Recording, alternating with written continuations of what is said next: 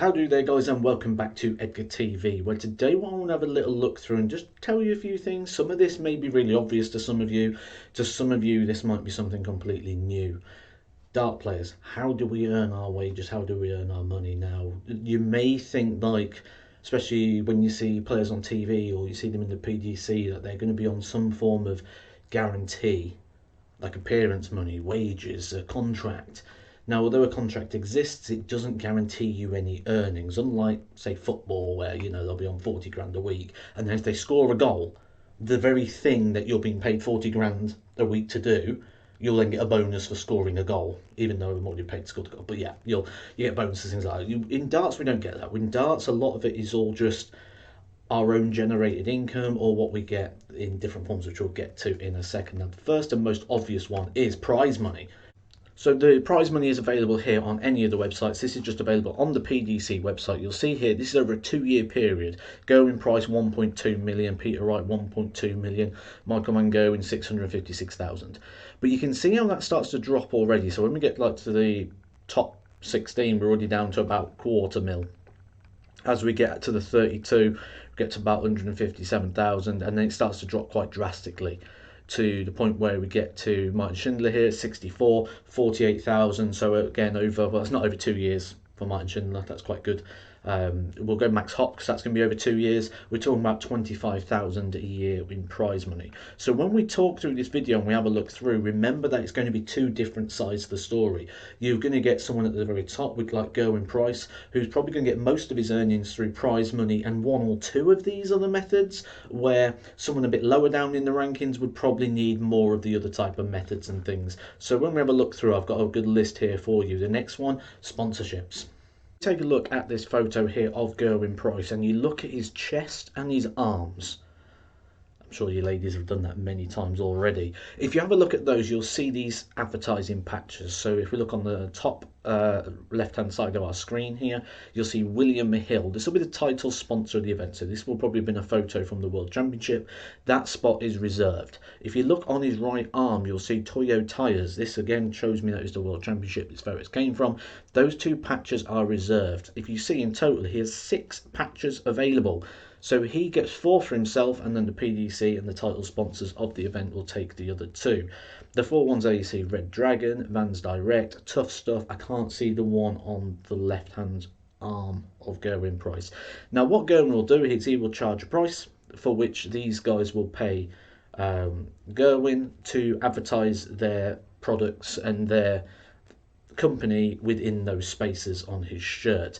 Now what players get for this will be very different depending on who the player is, the amount of TV exposure they get. For example, Gerwin Price in the Premier League, the World Championships or match play, all these events that draw big viewing figures will probably be significantly more expensive than someone who maybe plays just pro tour events or streamed events, and then it'll go up, as you go up the rankings and you get more exposure and you're more person of interest, then the price obviously on those sponsorship deals will be different. And this is where I said it's going to be subjective to who that person is in the rankings as relation to what more they do in each one of these next ones. Endorsement, this goes down pretty much the same sort of roads. A lot of the time in darts, this comes down to product. So for example, darts. You may not know, I'm with a brand called Loxley, darts designer, and you'll see here the Matthew Edgar darts, available in 21 and 23 gram darts. So basically those darts was designed and was endorsed by me, so we say, because these are the match darts I now use. It suits my grip, we've got this nice smoother section at the back for a nice easy release, and at the front of the dart there for stability on the fingers and the grip. So a nice release with a good grip, exactly what I wanted within my darts. I got that designed and made. Loxley, obviously the company that took that on. So Loxley go out and sell those, and then as the player you'll get a royalty for the sale of the darts. So another way in which dart players can earn money is through the sale of those sort of products in which they're endorsing. Exhibitions. I think I spelled that right. Exhibitional work. Now again, like all of these, exhibitional work is very subjective to the person who is going to be taking part. If you want Gerwin Price, it's going to cost you a lot more than if you want someone lower down in the rankings. Again, based on the fact that Gerwin Price will probably sell you more tickets to the event, which means that the event is more valuable to the promoter. Now, there's different ways that people can do these events. Some people, Kevin Painter, he likes to do them where he comes into your local pub and he has a board and you get to come up and play Kevin Painter, play people from the crowd. He'll play 15 games on the night, and you can just come up and have games with Kevin. He'll play 15 legs on the night, good nights. Other events such as Modus or MDA events, like I'll show you here, big in the market of basically coming and watching the event rather than actually playing in it. And you'll see here just there on the screen, Michael Van Gerwen and Daryl Gurney, some big names in the events, and look at the crowd in the background. It's just like going along to one of your TV nights, and they've got some events coming up here. I've never seen Robbie Fowler play darts before, so I don't think that's going to be one of them. It looked like Armageddon on the 22nd of April, for example. And you can have a look here. Johnny Clayton, Gerwyn Price, Fallon Sherritt, Nathan Aspinall, Daryl Gurney, some big names on the event and on the lineup. All be different rates. You know, if you're looking at someone like, there you see Steve Hines on the front. You know, if you want Steve Hines, it's probably a bag of muffins. Where if you want Gerwyn Price, he's probably going to be looking at thousands. Promo events. Now this one might take a little bit of explaining, and I've got a photo here to help you out. I was hoping that I'd get the actual photo of the event, but I couldn't quite find it. So here you'll see Filter, one of my sponsors in 2019, the main sponsor of the SLC Award. Basically saying that they're going to be having a stand and that there's going to be me on that dart stand, and you can come and play me at a game of darts. And if you outscored me, I think the shot was, if you outscored me on the shot, then that meant that you got put on a list, and then we did a prize draw at the end of people had the opportunity to win. Now, when you go to these trade events like the NEC or, you know, the exhibition events and things, all these stalls want to stand out, you know, whether it's a protein shake they're doing or whatever they're doing on their stall, they want to stand out and they want people to see what they're doing. A great opportunity to do that is to set up a dartboard. You need 8 feet of space. A dartboard, the hockey, professional player throwing. Oh, can you come and beat the professional player? Oh yeah, actually I'll do that. Oh, while I'm here, what products do you do?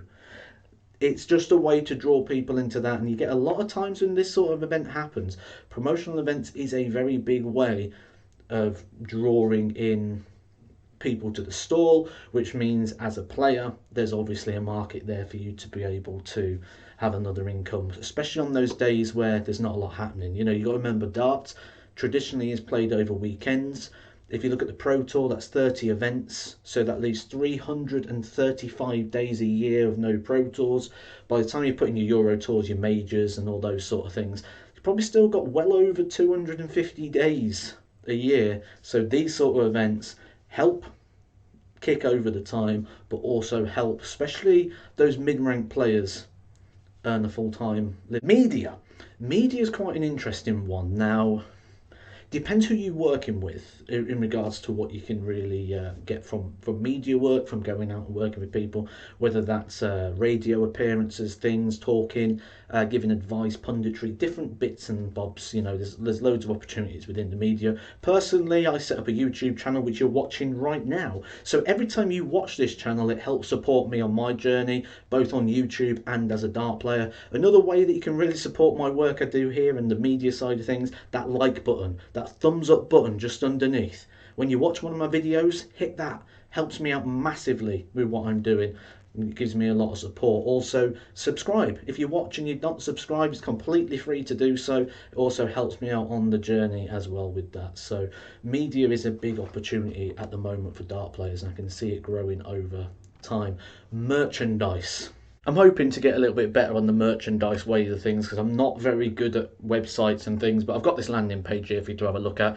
If you are interested in any of the merchandise you do see on your screen, just drop me a message on any of the social media platforms below and you'll be able to get hold of some. But you see we've got like Edgar TV hats, pin badges for your dart shirts, collars, pint glasses, signed flights, match shirts. These match shirts, they're available at just £25 now. That's signed or unsigned, up to you. But £25, again, hook me up on social media if you're interested in one of those. These stickers, they're like surrounds stickers, so you put them on your surround or on your shirt, different things like that. So merchandise is available on Edgar TV. Also, when people go out to do things like their exhibitions, things like that, they'll also take along their merchandise table to those. Last one I've put in is support. Now, this is something I'm not it's slowly leaving the game as such, or goodwill. It was more for the newer players that was looking to break through, or players towards the bottom end of the rankings. A lot of the time, like in your local clubs or where you go to have a practice, things like that, these sort of places used to do things like cards or just little things to help support the player on their journey, especially when they get sort of like county level and you represent the county. There's a lot of expense with that, with not a lot of stuff coming back. A lot of the time, the locals and things, that you'd support those players that are doing those. It might even be a case of they go, right, well, just come down, we'll have a couple of games of darts and we'll all chip in a couple of quid that will go towards that. Now, I say goodwill support. It still exists. I still hear some people talk about it in terms, and it's changing a little bit as well. You know, I myself, I've got like this Patreon page. This is like the modern day, so to speak, where there's a few perks for the upgraded ones, but for just a pound a month, it helps can support me on my journey, and I've got this Patreon page. So if anyone's interested in that, the link will be in the description. But that's probably the way more of these things are starting to go, in terms of sort of like fan involvement and fan support and things like that. We're probably seeing that go from what it used to be years ago, like say where people would do like these cards, or things would happen locally where they'd raise a couple of quid to help out the players, mostly with those expenses, because they can be big.